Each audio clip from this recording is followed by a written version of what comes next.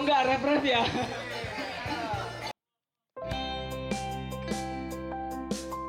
Dukungan psikososial terhadap anak-anak sangat dibutuhkan. Salah satunya saat menghadapi situasi bencana. Hal ini dihadapi mereka yang tinggal di wilayah Kecamatan Pauh, Kota Padang, Provinsi Sumatera Barat, yang terdampak banjir dan longsor. Beberapa keluarga akhirnya mengungsi setelah tempat tinggalnya mengalami kerusakan. Sejumlah anak tercatat mengungsi di fasilitas pendidikan, tepatnya Sekolah Dasar Negeri 02 Cupak Tangah, Kecamatan Pauh. Pos pengungsian ini menampung 171 anak, sedangkan total keluarga berjumlah 481 kakak atau 1.973 jiwa. Kelompok rentan selain anak-anak, tercatat lansia 71 orang, balita 36 orang, ibu hamil 6 orang dan disabilitas 1 orang. Para keluarga menempati ruang-ruang kelas di SDN tersebut.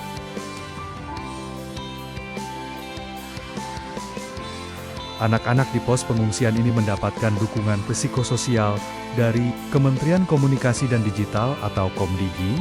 Pada hari ini, Sabtu 6 Desember 2025, Komdigi bekerja sama dengan Save the Children Indonesia dan Universitas Negeri Padang dalam penyelenggaraannya.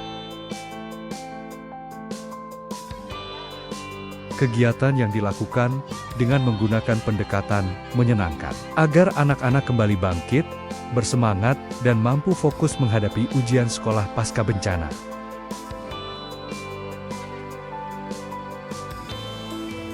Melalui peran fasilitator, anak-anak di pengungsian diajak untuk bermain dan beraktivitas. Di samping itu, ada sesi edukasi mengenai ruang digital bagi anak. Sesi tersebut disampaikan dengan bahasa sederhana, sehingga mereka dapat menangkap pesan dan pengetahuannya.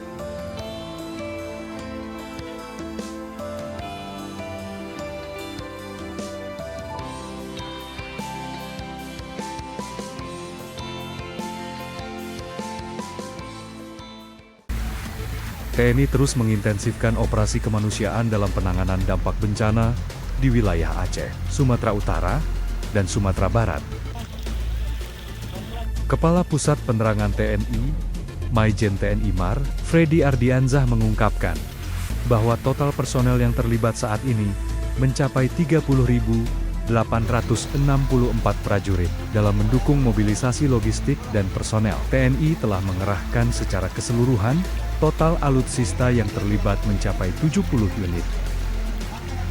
Ia menjelaskan bahwa distribusi bantuan kemanusiaan tersebut terus dipercepat melalui jalur udara dan laut, dengan total bantuan udara dari Lanut Halim Perdana Kusuma ke berbagai pangkalan aju mencapai 271,39 ton, ditambah bantuan melalui airdrop 26,22 ton, serta bantuan lewat jalur laut sebanyak 968 ton, sehingga total bantuan logistik yang telah tiba di wilayah terdampak mencapai 1,265,61 ton.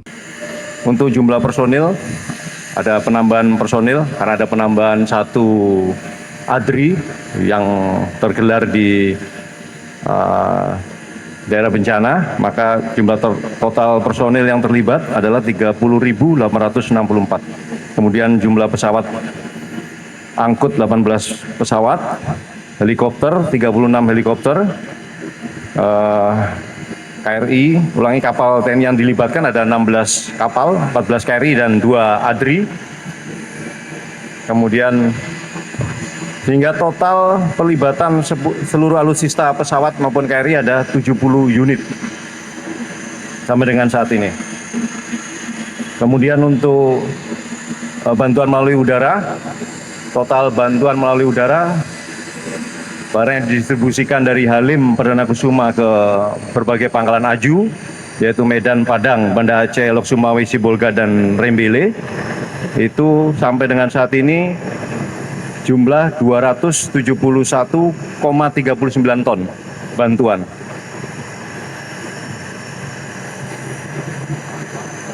Itu terdiri dari bantuan melalui airdrop, total ada 26,22 ton, kemudian bantuan melalui laut Itu total bantuan yang sudah sampai, ulangi, dibawa melalui laut ada 968 ton. Sehingga total bantuan logistik yang sampai ke daerah sasaran dalam hal ini daerah bencana ada 1.265,61 ton. Terkait perkembangan upaya-upaya TNI dalam penanggulangan bencana ini, bahwasanya seperti yang saya sampaikan, pembangunan akses jalan jembatan Bailey itu terus dilaksanakan dan dipercepat. Ada total 18 jembatan, itu di Aceh ada 6 yang sedang dibangun dan 2 buah di Biren, kemudian 4 proses pembangunan. Di Sumatera Barat ada 8 titik, kemudian di Sumatera Utara ada 4.